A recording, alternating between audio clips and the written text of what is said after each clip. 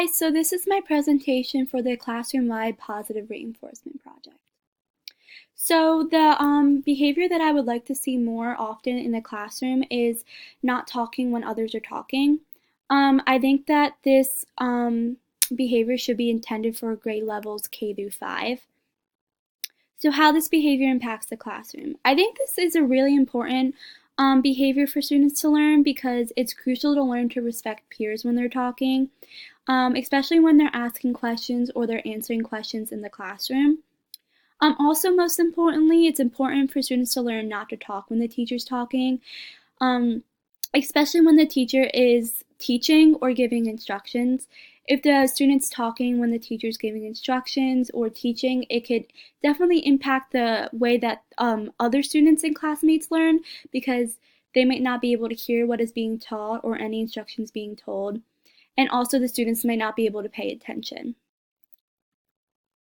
So the replacement behavior that the teacher can use is to first, if there's a particular student who is rather talkative in the classroom, the teacher should identify the function of the behavior first. So for example, if one student tends to interrupt others when talking or speaking over their peers or the teacher can try to discover what could possibly be making the student do that. So if they're having trouble paying attention in the classroom, or maybe they just need help with their social skills. The teacher must talk to the student and provide them with practice that would address the problem of paying attention. This could definitely be done by having a conversation with them and letting them know that you need to wait for other people to finish talking or to raise their hand in the classroom before they speak. So, a positive reinforcement that could be used is a sticker chart. I've seen this done a lot in field placements that I've been in, and it seemed to work really well. And it always made the students really excited to get a sticker when they did a good behavior. So this could be done by if the teacher sees a student raising their hand before speaking, or they've just been really good and been listening really well, then the teacher can give them a sticker to put on their chart. So once the student fills up their chart, they can get a prize. This will definitely help reinforce the behavior of raising your hand and not talking when others are, because the student's going to want a sticker and want to get a prize. And it's also going to just make them feel really good about themselves, and because they're going to be rewarded for it. So is it effective? So a way to measure if this reinforcement is effective is to keep track of the student's sticker chart.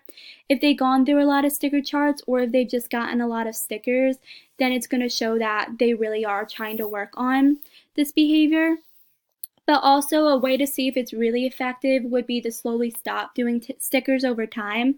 This can show if the student's raising their hand because they realize the behavior that they should be doing, or if they're just doing it for the sticker.